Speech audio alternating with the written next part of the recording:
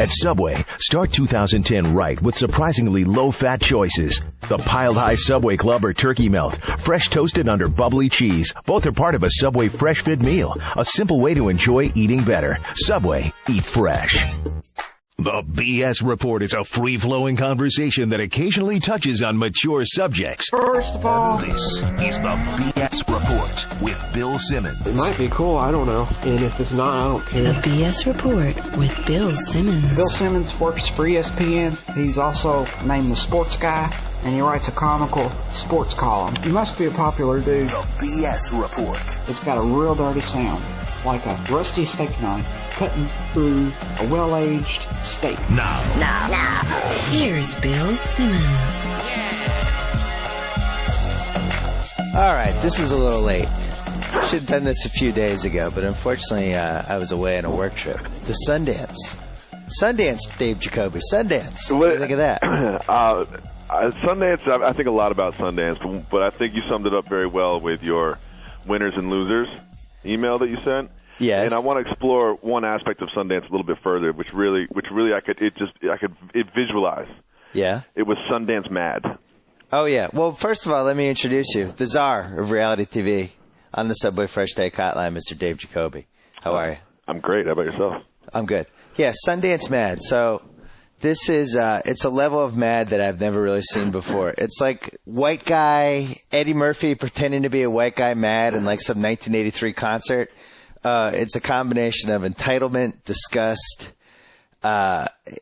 It's like out of a movie scene where somebody says, "Don't you know who I am?" But it's actually happening, and multiple people are doing it. And there's no script or cameras, yeah, or extras. Yeah. But take me to where you would witness this. So what happens at Sundance is they have these parties, and the venues aren't that big. So a place can be at capacity pretty quick, and they just can't let somebody in. So you have a crowd of like 15, 20 people. It's cold out. It's really cold. You have people who haven't waited in a line in 20 years, like these filmmakers and movie people and agents and stuff like that, who just can't believe they're in a line. They're freezing, and there's some doorman who they're just staring at in contempt. That they can't believe this guy is blocking them from getting inside, and they just flip out, and they literally start screaming. They start yelling. No. Yeah. They really started yelling? 2 nights in a row, Sunday night, Monday night, was in a line where the person behind us was like, "Come on, man, Jesus," doing that thing. And then had the classic moment of the guy getting in the argument and walking away and then going, "That's all right, you'll always be a doorman." I swear I heard somebody say that. Yeah, heard that yesterday. So yeah, Sundance Mad. Good. I like Sundance Mad. I feel like Sundance Mad is good. I feel like getting Sundance Mad right now.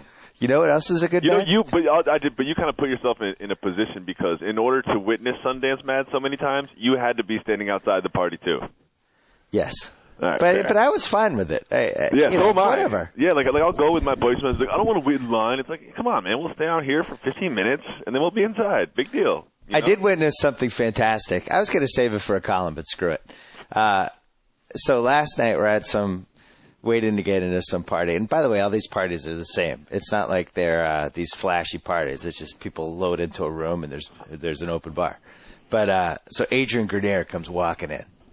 Is it Grenier or Grenier? I could never figure this out. Adrian Grenier, whatever his name is. I don't know, to be honest.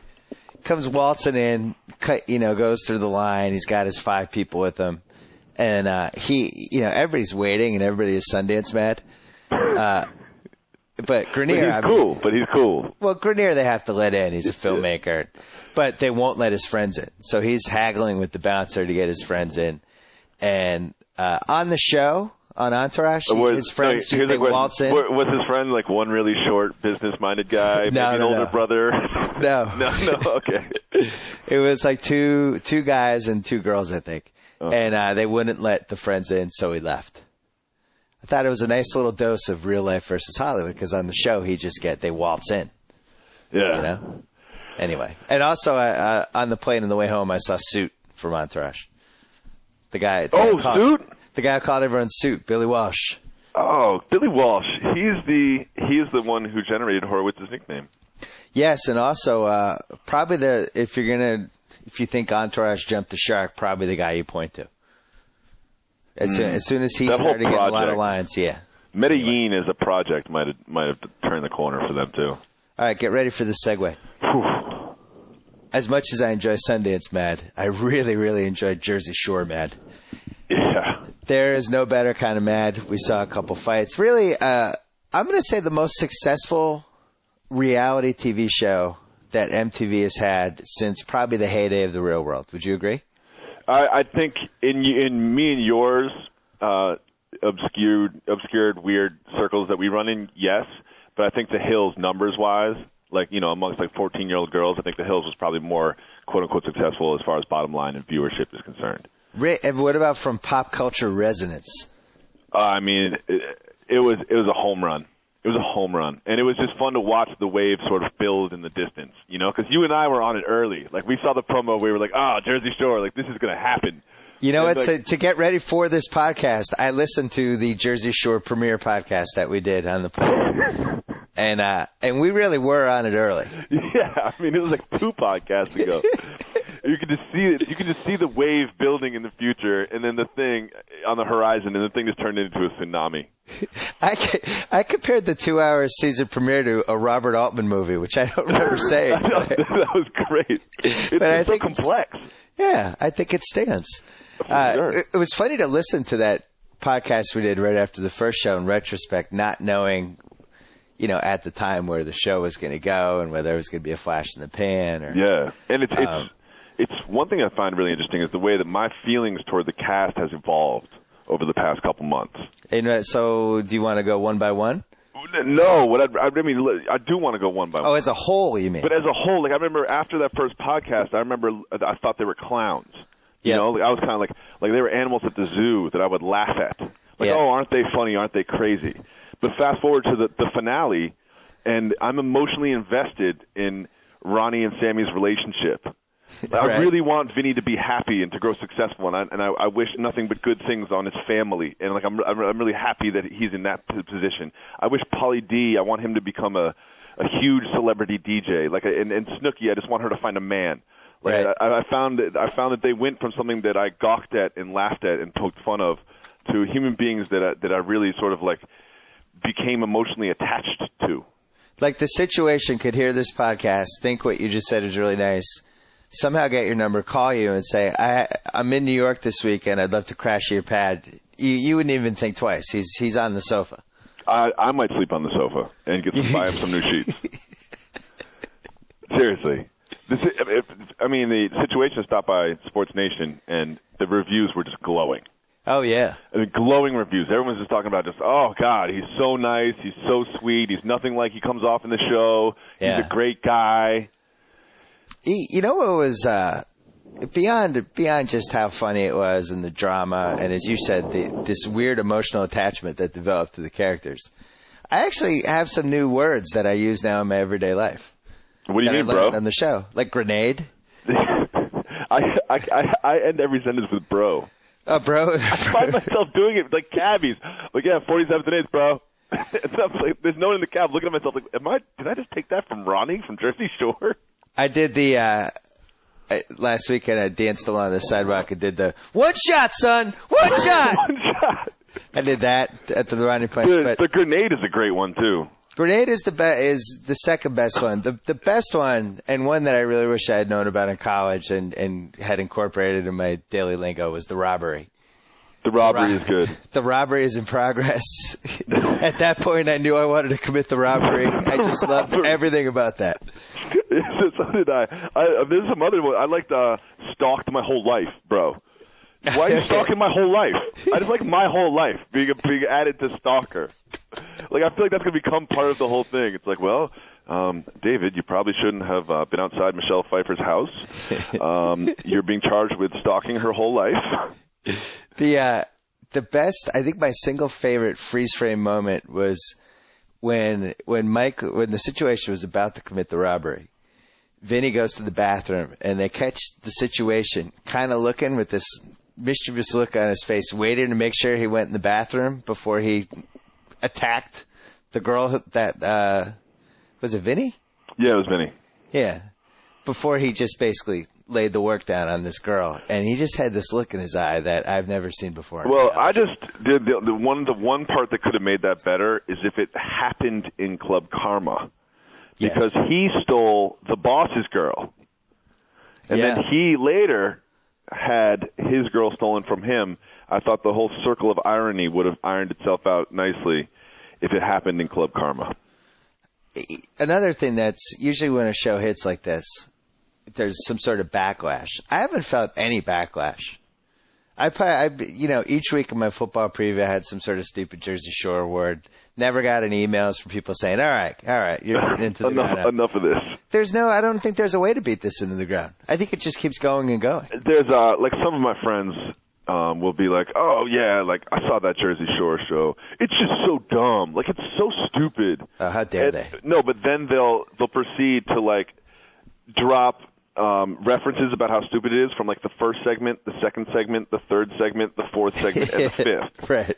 And it's like, oh, it was so dumb that you just happen to watch the entire thing. Yeah. You just have to be on the other side of that. Like, I'm not ashamed to watch Jersey Shore and love it. I found that for the first time in a long time, like when I have nothing to watch or late at night when I need something to watch or I'm about to fall asleep, I'll just turn on MTV and hope it's on, even though I've already seen all of them.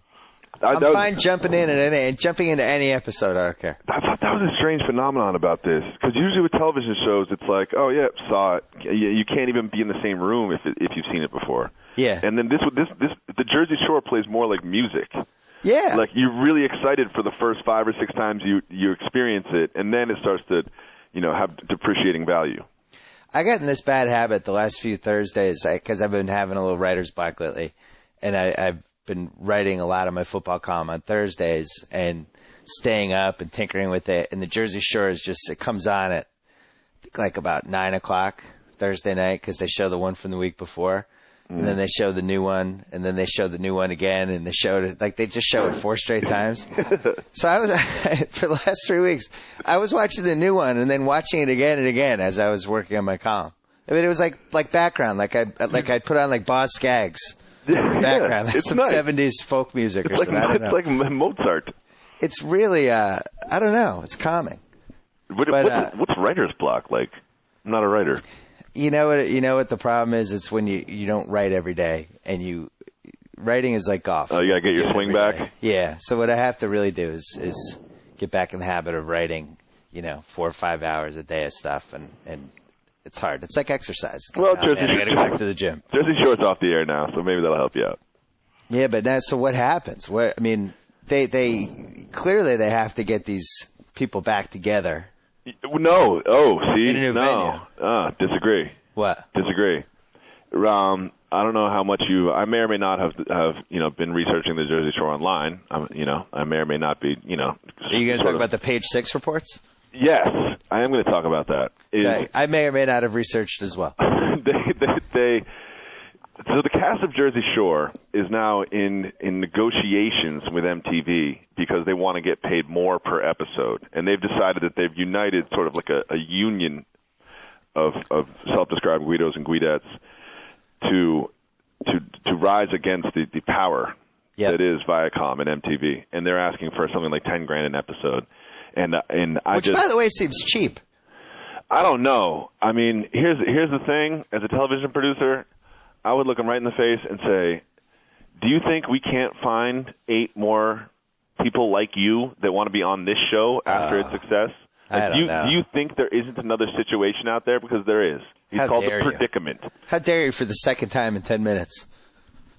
What, bro? What do you mean, bro? What do you mean, bro? Bro, I'm just telling you the truth, bro. It is what it is. There's other. Couldn't you say the same about the Hills? Lauren Conrad was making $100,000 an episode, and she has no personality. If Vinny wasn't on the show next year, would it bother you? No, if you're going to do a fantasy draft, I think Situation has to come back. I need JWoww. I definitely need JWoww back. I don't need JWoww. There are these. I disagree. I'm telling you, within the tri-state area, we have these people in spades. I mean, these people are everywhere.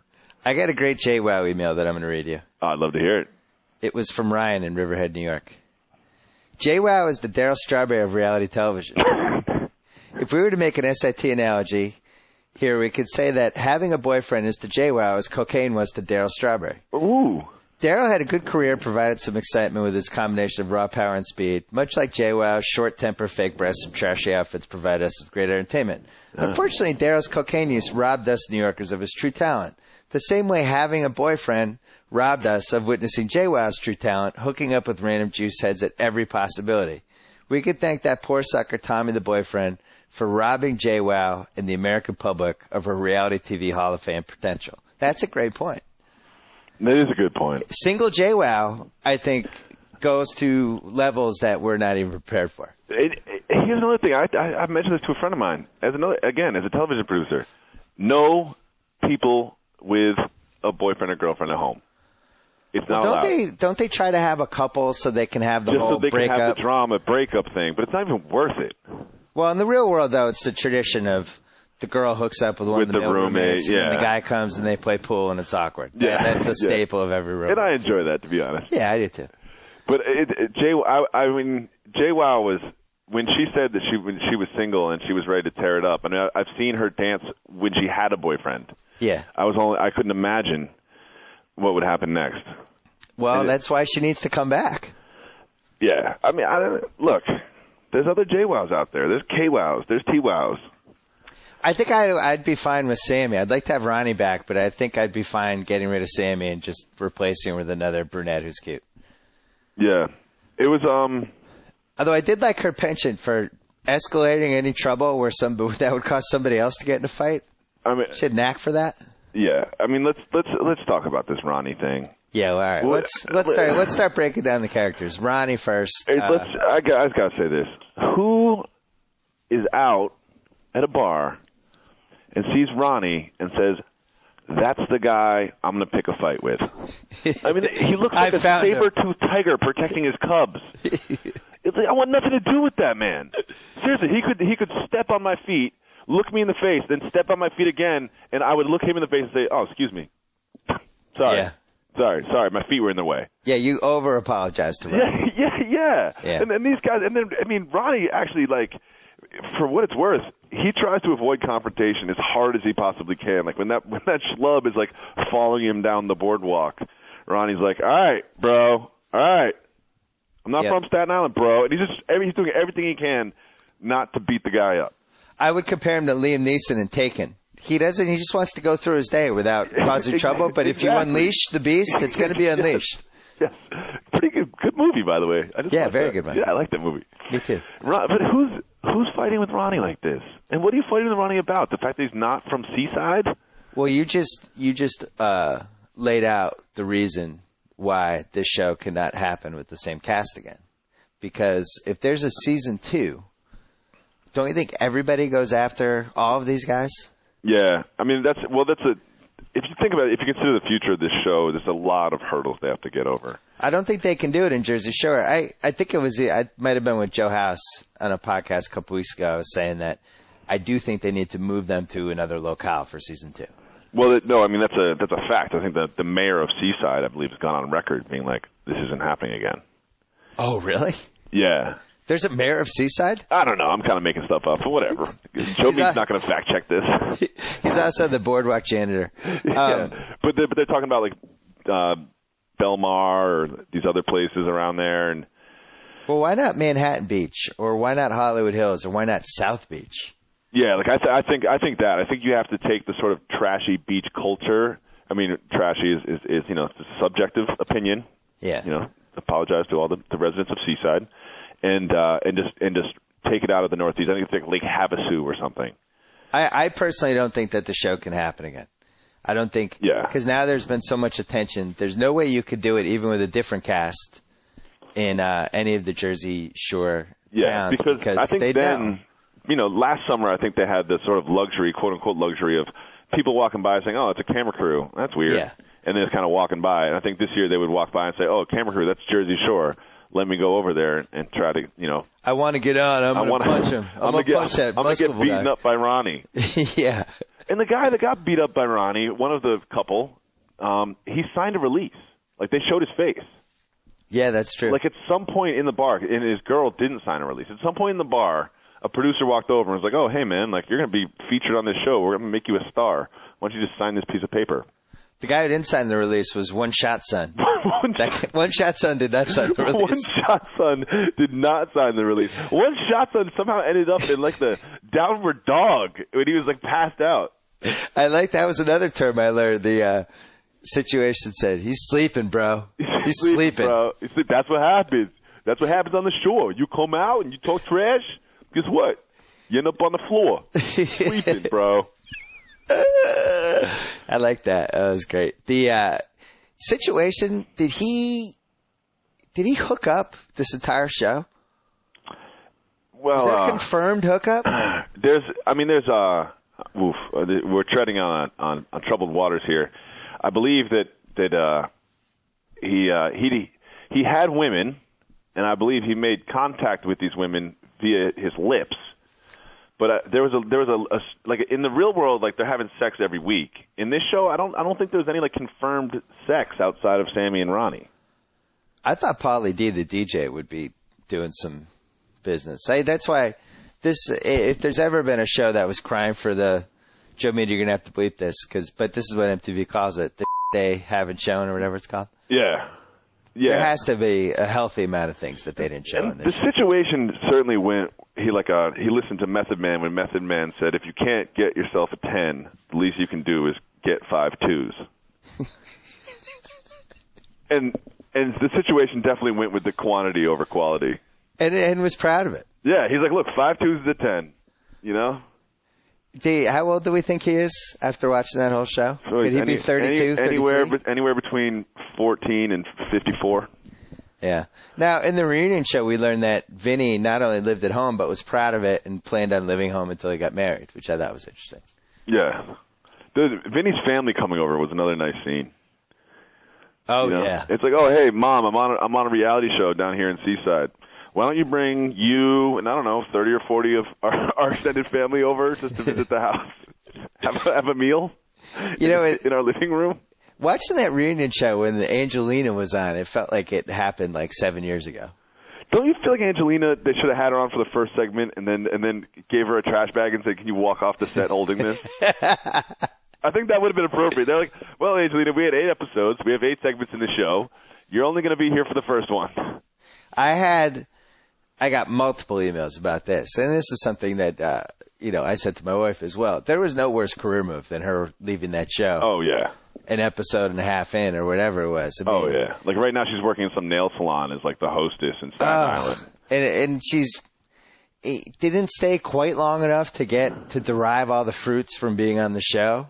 Yeah, but there's really no reason she should have left either. We're still not sure why she left. Yeah, I think it was like to save her relationship with a married guy. Like I don't know what it was. I watching those after shows, it seemed like because she had a history with the situation, she just wanted to get out. She didn't want that revealed. Yeah, she just didn't want to be around him. It was never fully explored exactly what their history was. Do you know how much money though she probably cost herself on the weird party circuit? Well, I mean, considering I would pay $1,500 to have lunch with the situation, I can imagine that there's a lot of opportunity cost lost there. It really seems like they're available for anything too. Yeah. Like if you wanted them to come to your wedding, which it sounds like it's happening in September. Yeah. You could probably, we could all chip in and for your wedding gift have at least one Jersey Shore cast member there. Maybe a couple because I want to see them beat up the beat. I want to see Roddy dance. I want to see beat up the beat. It was weird in the after show. They were like, "Look, I mean, I'm not Fred Astaire, okay? Yeah. So I'm not the type of guy who's going to, look, I'm not the greatest dancer in the world myself. But when they were like, oh, so the hostess was like, oh, so who's the best dancer? And they're all immediately like, Ronnie. Yeah. And I was going back in my memory. I was like, oof, I remember seeing Ronnie dance, but he kind of looked like he was on a treadmill or something. Like I don't remember him exactly gracefully floating across the dance floor, but I guess that's not their thing. What was your take on the reunion, the Sammy, the Ronnie, the fallout, the hidden video of her in the situation, and she goes to the bathroom and I mean, first of all, Seemed like contrived. I could. Oh, you're going contrived? Just a tiny bit.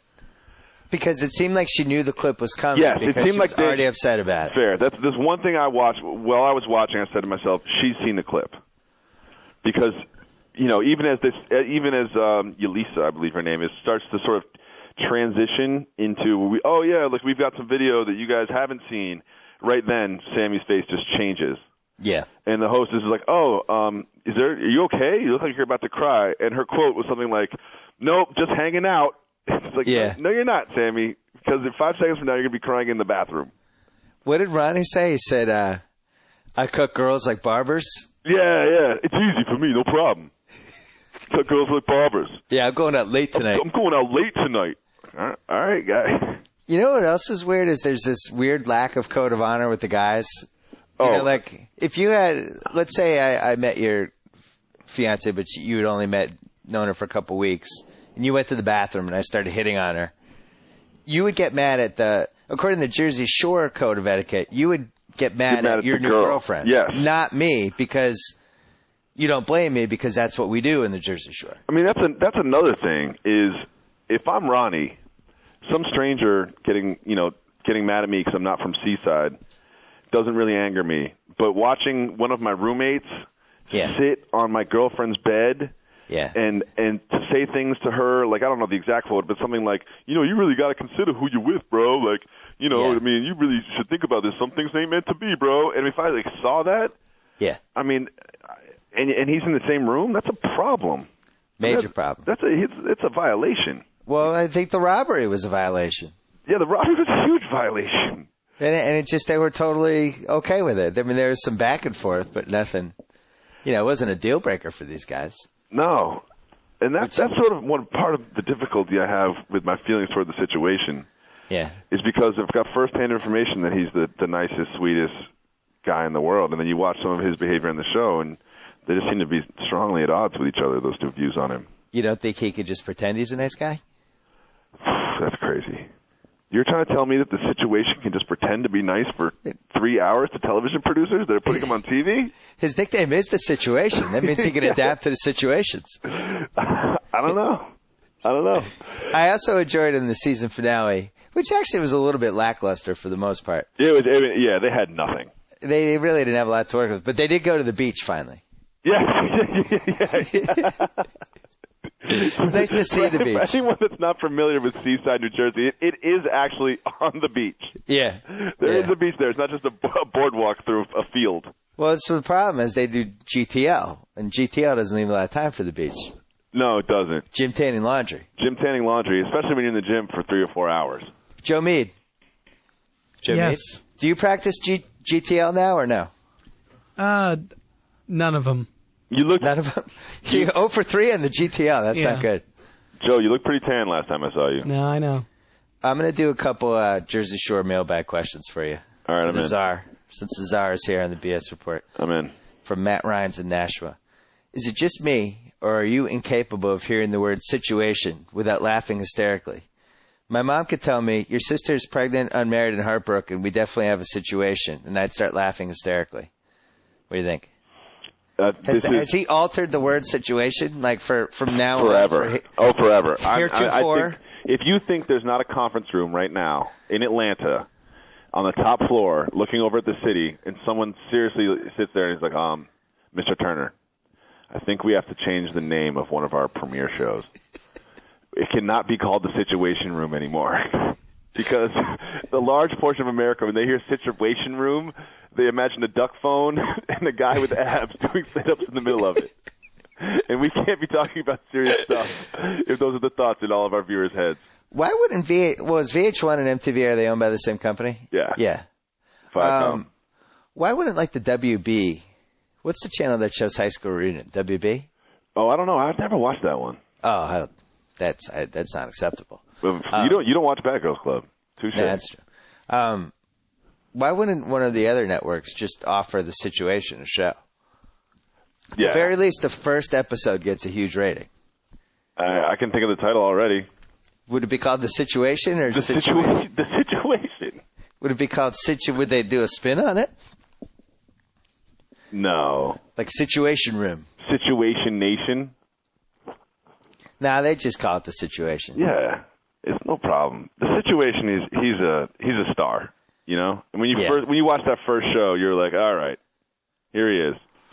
Would you just hire The Situation, Ronnie, Paulie, and Vinny, just the four of them, and then move them to like Hollywood and have them chase girls in a different location? Now you're starting do that? Now you're starting to think along with some of the things that I've been thinking, and I'm thinking that these people are really ripe because right now they're a fish, and they're in the water, right where they belong. But you know what these characters that America's in love with, you know what they deserve? Yeah. They deserve to be out of that water. Are you going to go Real World Road Rules on me? No. I think we need to go like Beverly Hills. Oh, you're going like Simple Fish Life. Out of Water series. Interesting. You know, like they've got like it's just completely flipping on them. It's or Aspen would even be better. Let's keep them away from the shores. What about like New York City, Tribeca? I mean, they're all sort of like from this area. So you're going Bev Hills. Yeah, well, no. There'd be nowhere to go out. I like Aspen. I'm going Aspen. Bring these guys to Aspen. They have to learn to snowboard. They live at a ski lodge? There's nowhere to tan. I'm cold, bro. It's cold here, bro. It's cold. This thing on my foot is slippery, bro. Why am I on top of a mountain? Let's go to Dave from Philly.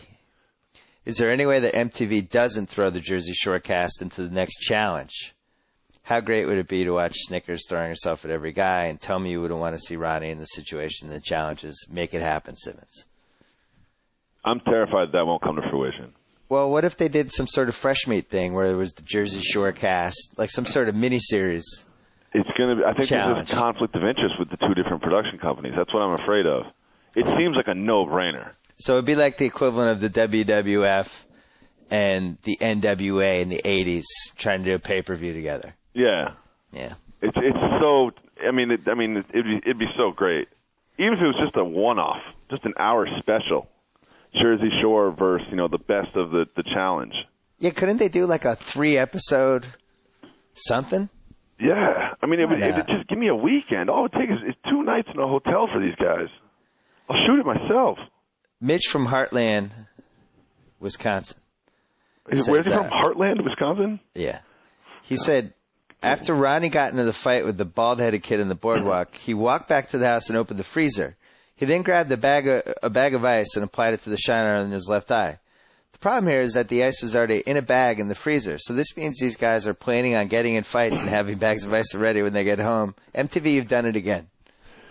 I'm going to say frozen vegetables. You think that's what he had?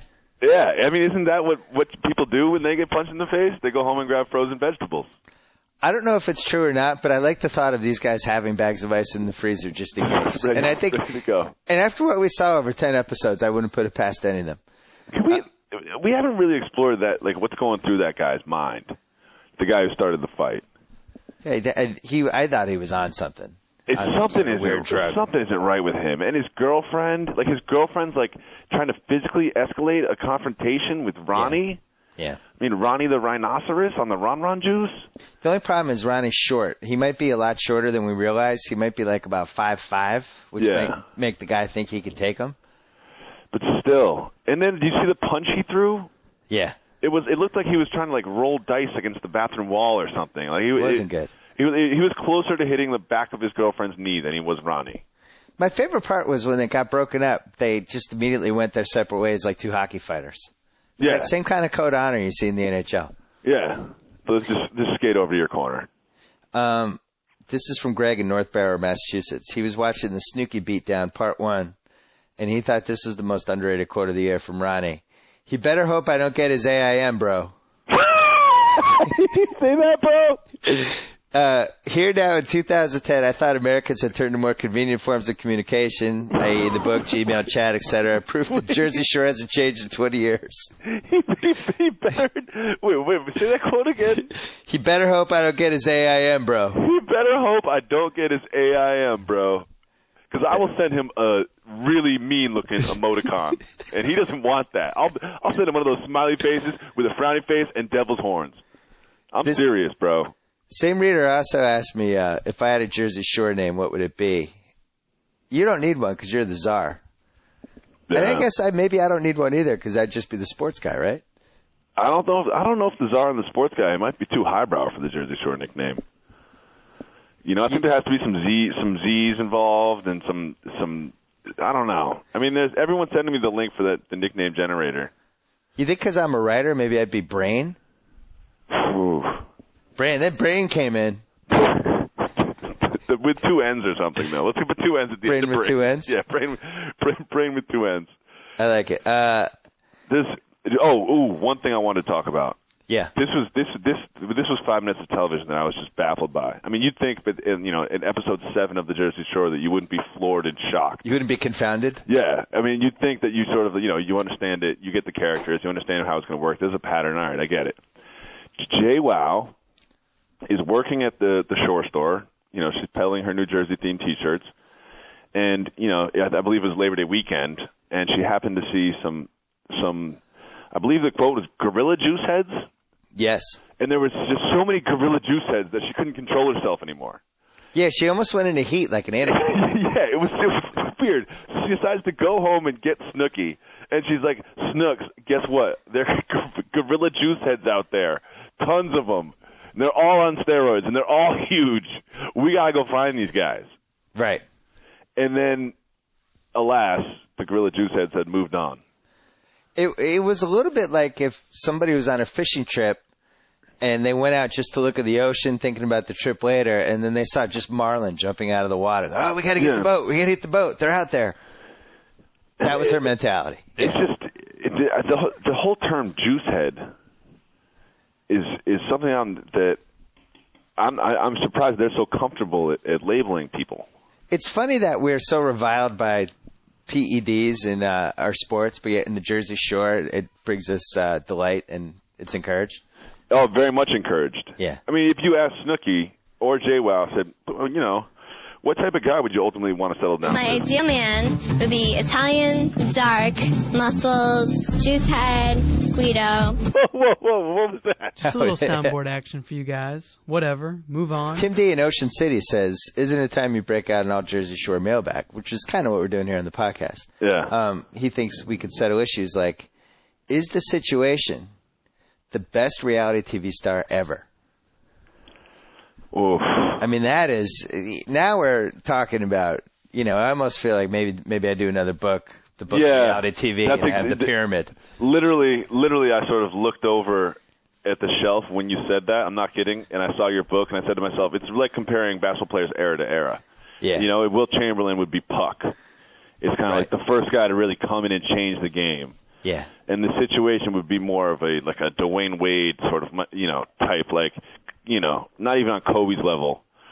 It's like, you're new and you're sort of the thing of the moment, but we've seen better.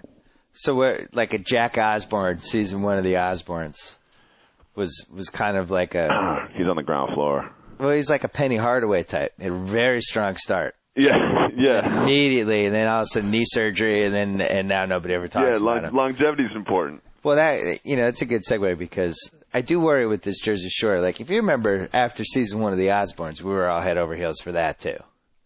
And oh my God, it was a phenomenon. And Jack Osborne's so funny, and within 6 months, everybody hated them. Yeah, and I think there's a lot of complications for this to continue to be like this. I mean, I think what you really have to do is just take in the moment and just enjoy that season for what it is, because it can never be that again. And almost we're better off if it doesn't keep going. Don't you think? If it doesn't? Yeah. It's a pretty big risk for this to keep going, and then it just becomes kind of sad, and like, oh, I hate these guys now. Yeah. I don't want to hate these guys. Yeah, exactly. I don't want to. We're better off. This is like a nice spring break hookup where you don't exchange numbers at the end. It's kind of like, you know what? Like, that was Cancun. Let's just no. I would say I want them to go out on top, but that would be wrong because they're not on top. I would say I want them to go out on the bottom. Beating up the beat. Plus, I really do think their lives will be in danger if there's a season 2 of the Jersey Shore with this cast. I think people will pick fights with them every night. It won't be the same. It just really won't be the same. Another thing I want to talk to you about. Yeah. Samantha, is dating Ronnie. Yep. They're driving home from, the club or whatever. Just as me and my fiance will do, just make fun of each other constantly, And Sammy's calling Ronnie stumpy and short, and then Ronnie says that she has a Fred Flintstone's toe. Yeah, you don't make fun of a girl's toes. He should have known that. She just completely flipped out. Girls don't like it when guys make fun of their toes. I'm saying, but if you called him short and stumpy. Stumpy is kind of an insult. I do think that did open the door. Yeah, it's like he's just kind of he's just hitting the ping pong ball back to your side. This is no reason to get crazy. It's not a couple that should probably be together.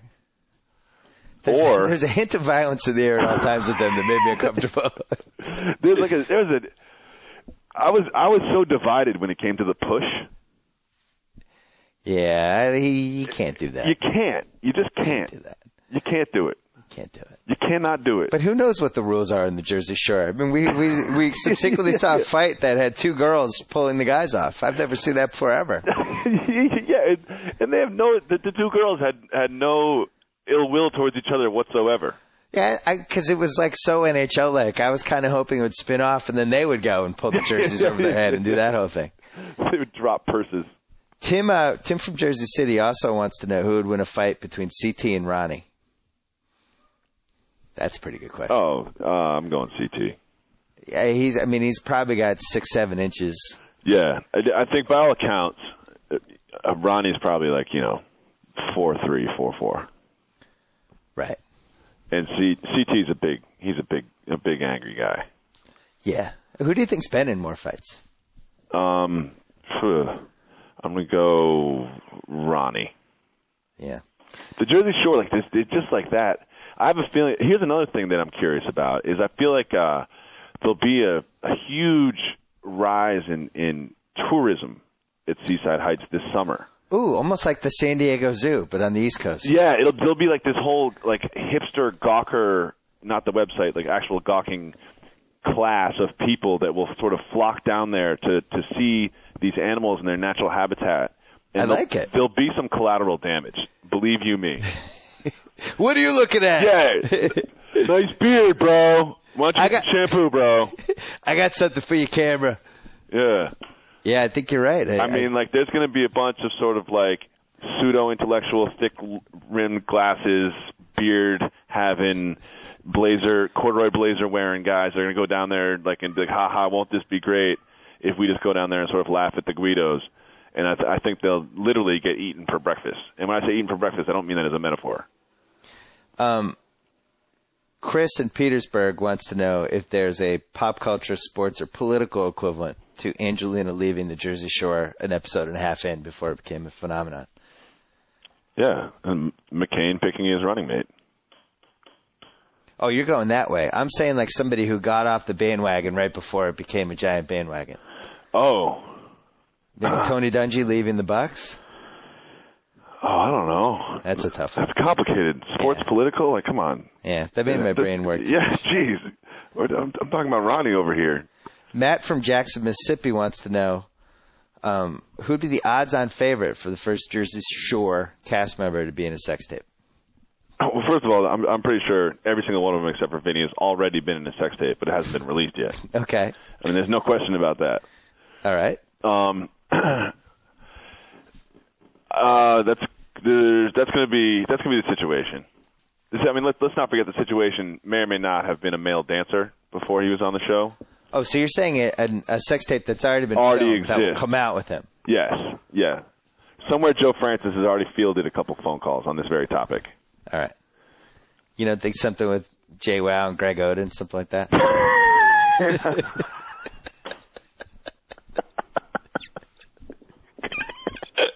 Come on, bro. Bro, the thing is, everyone thinks those Greg Oden pictures were taken from his computer. They were actually taken from Jay Wow's computer. One more. Ben in Denver would like to point out, what do Sammy Sweetheart, Dick Vitale, Ein Ziering, and the real Donnie Brasco all have in common? The real Donnie Brasco? I don't know, Ben. What do they have in common? Joe Mead, do you know? I don't. They all attended William Patterson University. Huh. You know how the colleges, they have the alumni of distinction in the website? That would be fantastic. Sammy Sweetheart. Yeah. The real Donnie Brasco, Sammy Sweetheart. Yeah. I'm going to say Sammy, not that big of a sweetheart. Nah. I'm just going to throw it out there. Not really a sweetheart. Not sweet. Yeah. Not sweet and didn't really have a heart. Not at all. Finally, last one. Will from New York said, if you worked for MTV, wouldn't the biggest no-brainer in history have been running a Jersey Shore marathon on Super Bowl Sunday, followed by the season finale airing at 10 o'clock? Every female between 16 and 35 would have a Jersey Shore party to combat having to watch football. And every dude would have flipped over the minute the Super Bowl ended to watch Jersey Shore. They blew it. It's not off the table that they are going to do a marathon on that day. Yeah, but they could have saved the season finale and had it for 10 o'clock. That would have been pretty good. Probably a mistake. I think a lot of guys want to watch post-game stuff. Really? By the time the Super Bowl ends, I'm out. I'm ready to get out. But you're forgetting that MTV is not like ESPN. They don't sort of simulcast everything across time zones. You know, speaking of ratings, when you see the rating that happened for that Packers, the Vikings Saints game, which was the biggest rating since the Super Bowl. Did it break $1 billion? It got like 57 million. Like there hasn't been a non-Super Bowl rating that was bigger since the last Seinfeld. Now you know why the media pumps Brett Favre down everybody's throats. Yeah. There's an appetite for Brett Favre. For sure. The media gives people what they want, and apparently people want Brett Favre. They do. Like when there's a Brett Favre story, it's like known around the ESPN newsroom that ratings are going up. Right. It's that simple. It's just there's one variable in the equation. Brett Favre is in, ratings go up. I think that people need to just give up the I'm tired of hearing about Brett Favre thing, because clearly people aren't. No, I'm tired of hearing about Brett Favre. Yeah, I'm tired of hearing about being tired of hearing about tired of being tired of hearing about it. Is that right? That just hurt my head. Yeah, it made my head hurt. I think that means you have to move on. I mean, one more thing. I just want to say, poor Snooki, just poor Snooki. I mean, the girl was just trying to find a guy on Jersey Shore, and it got to the point where, like, the last night she went out, she was, like, literally wearing, like, a corset. I know. Like, those are where she had to go. Yeah. You made me remember what I was going to say when Joe Mead played the soundbite. Oh, nice. There was that classic one. It was a couple episodes ago when she was hitting on that guy who it turned out his girlfriend was there. Of course. And she was sitting on the bench. What is he thinking? Sitting on the bench talking to him, and they had to blurkle her groin the entire time because she was sitting there with her legs open, and whatever was showing had to be blurred by MTV. He was just casually sitting down there in a public place, just at a bar at 10:30 at night. Yeah, being blurred. Also, like when there's this one episode where she like took over the dance floor and started doing handsprings and whatnot, and they had to blur her whole thing the entire time. And then they cut to JWoww's response to Snooki exposing herself to the entire club doing handsprings. God, she was just going after it. I was so proud of her. Yeah, she was. I was so proud of her. Like, that's the emotional response you had to watching your girlfriend expose herself to strangers. Pride. Pride. You're proud of her. That's one of the many things that made it. Yeah, at least on the Mount Rushmore of great reality shows ever. I'm not sure if it was the greatest, one of the greatest, but it's in the discussion. It's all that matters. It's coming out of the box real hot, and I'm just going to enjoy it right now because the future doesn't look bright for this franchise. No, it doesn't. And also, what do we have now for reality TV? I've been watching The Real World Washington. Just because it's my franchise, I got to support it. I'm twice as old as half the cast members at this point. It was tough when I'm listening to like a couple of 22-year-olds argue about whether or not God exists. Yeah. It's not exactly like Socrates and his mates in robes, philosophizing. Yeah, it's not a very likable cast. I do like the one guy who can't find a girlfriend. Andrew? Yeah, Andrew. I think he's all right. I don't mind him. I don't think you'd want to live with him. No, I wouldn't want to live with him. I'm saying he's a good character. I don't know. You're even against that? Look, who am I to judge? But he just seems to always be looking for a punchline, looking for attention, wearing stupid stuff just to stick out. All right. He's just not my kind of fella. I can't say I've been watching diligently. He's just the one that stood out. Yeah. Where I was like, You know, they have the what's the black guy's name? Ooh, I don't know. Whatever his name is. He's, you know, taking that angry belligerent thing to a whole other level. I like when they have. So this is why I keep watching the show, because I like the characters who. They had this whole episode where he said, one of the girls said how she wanted to be in Playboy, and I don't think she was fat, but she's definitely, you know, has more meat on her bones than the other girls. Sure. And the guy says, well, that's not, you're going to have to lose some weight before that happens. So he makes one of those things. So the girl obviously gets upset, and it goes through the whole reality arc of, come on, man, you can't say that to a girl, you know better, you got to apologize. Situation said it to Snooki. Right. But this guy was like, hey, I'm just keeping it real. That's what I do. I keep it real. He did that whole thing, and it's like, is that really keeping it real? Like being a jerk? That's what's real about that. But that seems to be this new theme on reality shows now. The guy who has to keep it real by just coming out and insulting people. Like, I'm doing you a favor. I'm not going to lie to you behind your back. Yeah. Well, maybe you should. You know what? Guess what? You're hurting my feelings. I'm crying now. And I'm going to go in the bathroom and I'm going to throw up. She's been in the bathroom for 25 minutes. Maybe you shouldn't have said that. You know what else is real? My eating disorder. That's real. Right. And it's your fault. So maybe you should keep your mouth shut instead of keeping it real. So what do we have? We got Survivor coming up. What do we have, Czar? Give us the slate. Survivor's coming up. Bad Girls Club is an excellent television program.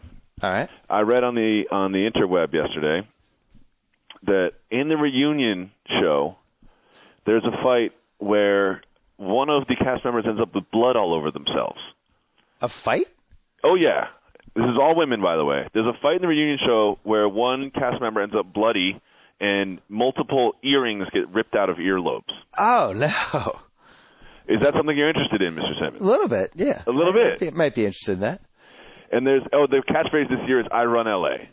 There's one chick who she's like some sort of a robot, and after she has 2 drinks, all she says is "I run LA." It's pretty good. And we have we don't have another challenge coming up, do we? There's a fresh meat challenge, but it's on the horizon. It's on the horizon. It's a ways away. Yeah. Other than that, I mean, it's just real TV now. Lost, 24. Lost, yeah. I mean, I don't watch 24 anymore. I try. I'm already out. I finally missed the one yesterday, and I don't care if I see it. At this point, I'm literally not intelligent enough to watch Lost. It's like, how do you expect me to remember, Saeed's middle name when he was a child before he changed it? And in the background, there was a song playing in Arabic, and the Arabic lyrics meant that the smoke monster was really not a smoke monster. It's Locke pretending to be a smoke. I can't do it. Jacob. You know what it's like? It's like trying to follow baseball now with all the stats. It's impossible. You can't just watch the game. You got to know everybody's VORP and all that stuff. And that's why I like Jersey Shore. It's like a boxing match. Guess what? This guy's trying to hit the other guy in the face. Oh, okay. There you go. All right. Simple. The czar of reality TV, Mr. Dave Jacoby. As always, a pleasure. You know, it's sad. We might never do another Jersey Shore podcast for all we know. We might not. But, we can't change the past. We can only work with the future. I'm not mad about it, and I'm not Sundance mad about it. I'm just sad. You're getting good at this. You just bookended the podcast. Thank you. Talk to you soon. Take care. Take it easy. So I get to sign off. Whoa. Thank you for downloading the BS Report with Bill Simmons. Too much fun. Check out more podcasts at the iTunes Music Store or at Podcenter at ESPNradio.com. Peace out. You laughed, you cried, you turned up the sound repeatedly, and now it's all over. This concludes another installment of the BS Report. And with all the talk about sports, Bill Simmons neglected to mention this important just breaking news. Subway is home to the famous $5 footlong, so celebrate your favorite Subway famous $5 footlong, like the classic BLT or the Big Bowl Black Forest ham and cheese. All stacked your way with the meats, cheeses, and fresh, crisp veggies you love.